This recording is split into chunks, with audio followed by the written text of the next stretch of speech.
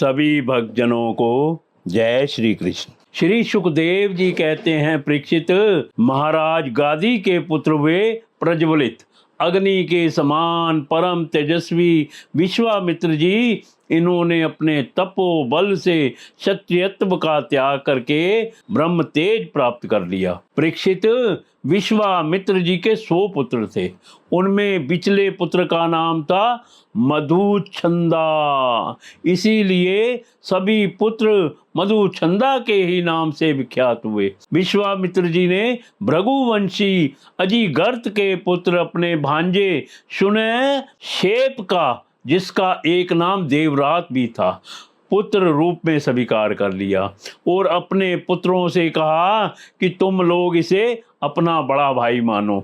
यह वही प्रसिद्ध भृगुवंशी शुनैक्षेप था जो हरिश्चंद्र के यज्ञ में यज्ञ पशु के रूप में मोल लेकर लाया गया था। विश्वामित्र जी ने प्रजापति वरुण आदि देवताओं की स्तुति करके उसे पाश बंधन से छुड़ा लिया था। देवताओं के यज्ञ में यही शुनैक्षेप देवताओं द्वारा विश्वामित्र जी को दिया गया था। अतः देव इस व्यतुपति के अनुसार गादी वंश में यह तपस्वी देवरात के नाम से विख्यात हुआ। विश्वामित्र जी के पुत्रों में जो बड़े थे उन्हें शुनैक्षेप का बड़ा भाई मानने की बात अच्छी ना लगी। इस पर विश्वामित्र जी ने क्रोधित होकर उन्हें श्राप दे दिया कि दुष्टो, तुम सब मलेच्छ हो जाओ। इस प्रकार जब 49 भाई मलेच्छ हो गए, तब विश्वामित्र जी के बिचले पुत्र मधुछंदा ने अपने से छोटे 50 भाइयों के साथ कहा, पिताजी, आप हम लोगों को जो आज्ञा करते हैं हम उसका पालन करने के लिए तैयार हैं। यह कहकर मधुछंदा ने मंत्र दृष्टा शुनैक्षेप को बड़ा भाई स्वीकार कर लिया और कहा कि हम सब तुम्हारे अनुयायी छोटे भाई हैं। तब विश्वामित्र जी ने अपने इन आज्ञाकारी पुत्रों से कहा, तुम लोगों ने मेरी बात मानकर मेरे सम्मान की रक्षा की है, इसलिए तुम लोग जैसे सुपुत्र प्राप्त करके मैं धन्य हुआ, मैं तुम्हें आशीर्वाद देता हूँ कि तुम्हें भी सुपुत्र प्राप्त होंगे। मेरे प्यारे पुत्रों, यह देवरात शुनैक्षेप भी तुम्हारे ही गोत्र का है, तुम लोग इसकी आज्ञा में रहना। परीक्षित, विश्वामित्र जी के अष्टक, हारीत, जय और क्रतुमान आदि और भी पुत्र थे। इस प्रकार विश्वामित्र जी की संतानों से कौशिक गोत्र में कई भेद हो गए और देवरात को बड़ा भाई मानने के कारण उसका प्रवर ही दूसरा हो गया। श्री सुखदेव जी कहते हैं, परीक्षित, राजेंद्र पुरुरवा का एक पुत्र था आयु। उसके 5 लड़के हुए, नहुष, शत्रवृद्ध, रजी, शक्तिशाली, रंभ और अनेना। अब शत्रवृद्धु का वंश सुनो। शत्रवृद्धु के पुत्र थे सुहोत्र। सुहोत्र के 3 पुत्र हुए, काश्य, कुश और ग्रतसमद। ग्रतसमद का पुत्र हुआ शुनक। इसी शुनक के पुत्र त्रिगवेदियों में श्रेष्ठ मुनिवर शौनक जी हुए।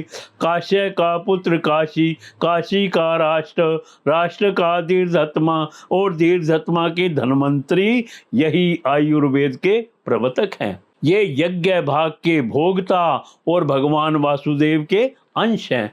इनके स्मरण मात्र से ही सब प्रकार के रोग दूर हो जाते हैं।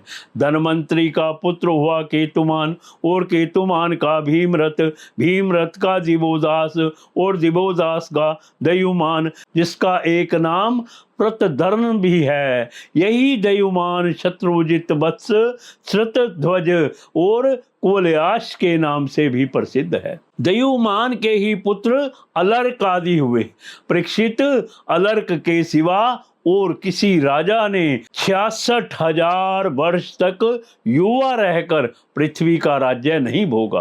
अलर्क का पुत्र हुआ संतति, संतति का सुनीत, सुनीत का सुकेतन, सुकेतन का धर्म केतु और धर्म केतु का सत्य केतु, सत्य केतु से दृष्ट केतु, दृष्ट केतु से राजा सुकुमार, सुकुमार से वीतहोत्र, वीतहोत्र से भृग और भृग से राजा भार्ग भूमि का जन्म हुआ। ये सब के सब शत्रव्रत के वंश में काशी से उत्पन्न नरपति हुए। रंभ के पुत्र का नाम था रभस, उससे गंभीर और गंभीर से अक्रिय का जन्म हुआ।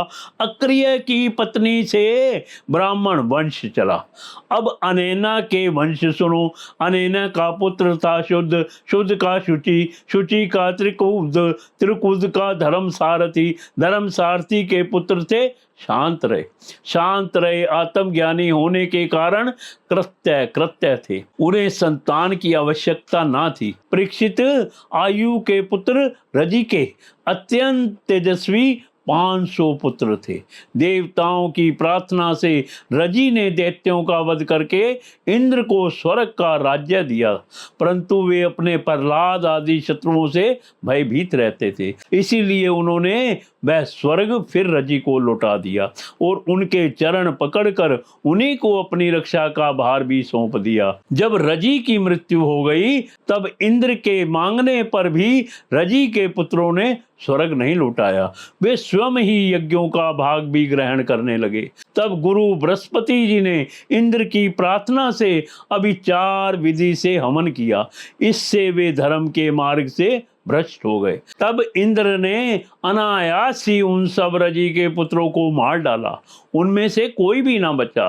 क्षत्रव्रत के पुत्र कुश से प्रति, प्रति से संजय और संजय से जय का जन्म हुआ। जय से कृत, कृत से राजा हयवरन, हयवरन से सहदेव, सहदेव से हीन और हीन से जयसेन नामक पुत्र हुआ। जयसेन का संकृति, संकृति का पुत्र हुआ महारथी वीर शिरोमणि जय क्षत्रव्रत की वंश परंपरा में इतने ही नरपति हुए। अब नहुष वंश का वर्णन सुनो।